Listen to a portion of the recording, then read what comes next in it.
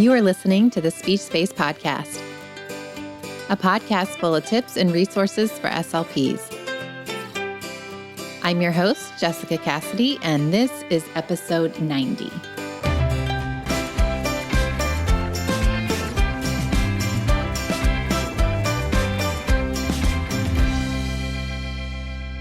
So today I'm going to be talking about chronic illness. And I'm not really sure how many people this episode will appeal to, but I have to believe that I'm not the only SLP out there who has a chronic illness. So I figure that even if this episode reached one SLP going through something similar, then it was reason enough to do this podcast. So before I get started, I did want to mention that this podcast is brought to you by the Digital SLP membership site, which is a site that features time-saving, interactive digital resources that are all teletherapy platform friendly. You can learn more, or you can even sign up for a free trial by going to thedigitalslp.com/digitalslp. All right, so let's go ahead and get started. So I have to be honest, I usually have these episodes pretty laid out and I've kind of done my preparation and my research ahead of time. But today I'm just going to kind of be talking openly. So bear with me, but I just wanted to start off by sharing my story. I would say it was probably about 12 years ago now, maybe a tiny bit more. I started having some different health issues, and over the years, those issues have gotten worse, and they have become more of a daily issue versus just a flare-up kind of issue, which is in the beginning how it started. You might be wondering, what some of my symptoms are or how it affects me day to day. So I have something that's called new daily persistent headache, which is really just a descriptive term for having a headache every day. And then on top of that, I have anywhere from maybe 8 to 12 migraines a month. I have different cardiac arrhythmias and autonomic dysfunction that'll just kind of spring on me out of nowhere, and some muscle pain and joint pain as well. So, I have a host of symptoms, and I also have some GI symptoms as well. So I have a variety of symptoms, and I have a long list of diagnoses. So anyway, that's kind of where I am. And, I've had to make modifications over the years because there's no way that I could go at the same speed I was whenever I was fresh out of grad school and not having any symptoms at all. I had a long commute each way, and I would work really long hours, and I would just put everything into my patients at that time. So let's talk about some modifications I've made, because maybe if you are struggling with a chronic illness, you're feeling like you are not able to keep up, and that is completely understandable.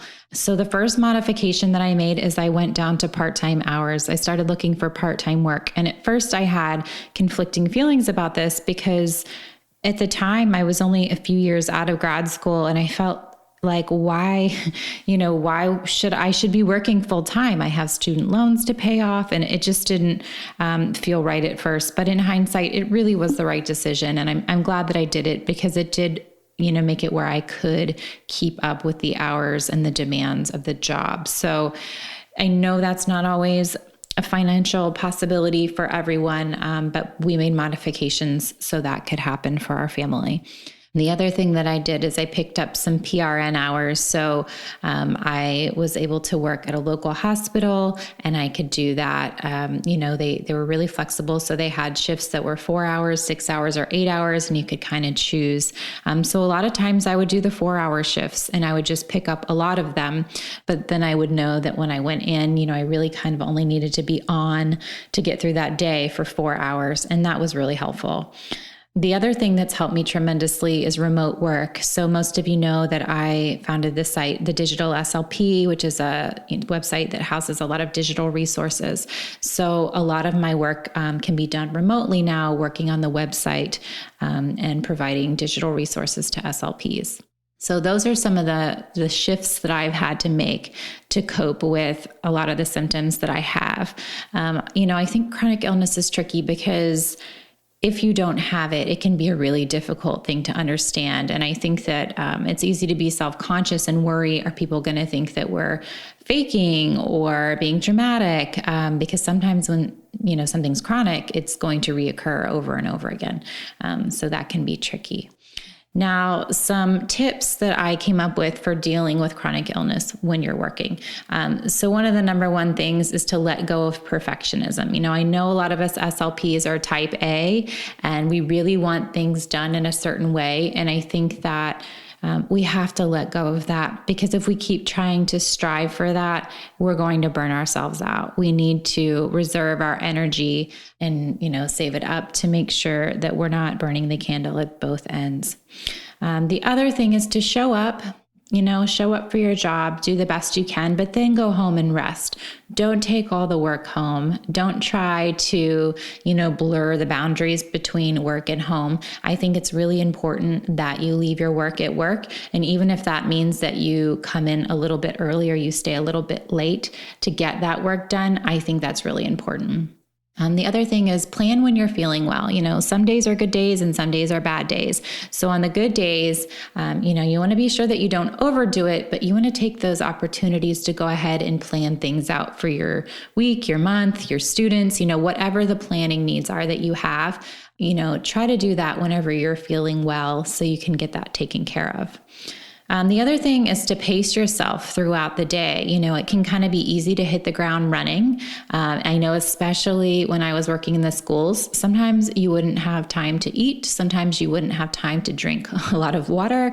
Sometimes you wouldn't even get to go to the bathroom until later in the day. So be mindful of those things and don't repeat my mistakes and kind of deprive yourself throughout the day there, because I know that that was not helping me. That was not serving me well.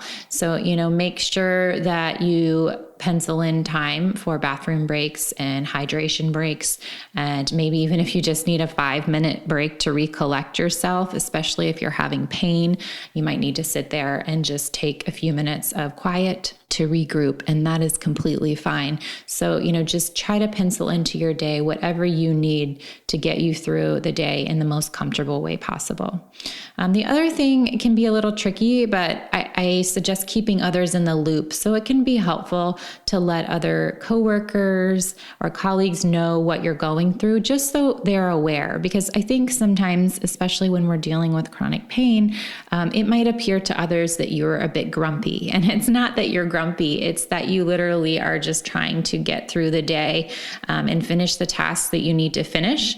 And sometimes, you're kind of white knuckling it. And so I think it's important to open up to others. It can be tricky. Maybe it's something that you might not want to do right away, but over time, just kind of let them know what's going on to increase their awareness and hopefully their compassion for your situation. And then my last tip is to look for other ways that you can use your SLP license. So maybe you start doing teletherapy, or maybe you do some type of consulting. You can kind of look at other ways outside of the traditional 9 to 5 hours, if those are not serving you well, to see what other options are out there. I mentioned before, I create digital resources for the digital SLP site. And so that's something that's a little bit outside the box. And now, as we have moved into more of a digital and virtual world, there are more opportunities than ever for SLPs to look at other options for how they can provide services and use their license in ways where they aren't necessarily sitting at a desk all day. So I hope that you found these tips to be helpful. If you are an SLP experiencing chronic illness, I would love to hear from you. I would love to connect with you. My email is jessica@thedigitalslp.com, or you can also find me on Instagram. My handle on there is thedigitalslp. So like I said, I hope that you found this to be helpful. If you want to check out the show notes, you can head on over to thedigitalslp.com/podcast. Thank you so much for tuning in, and I'll be back in a few weeks.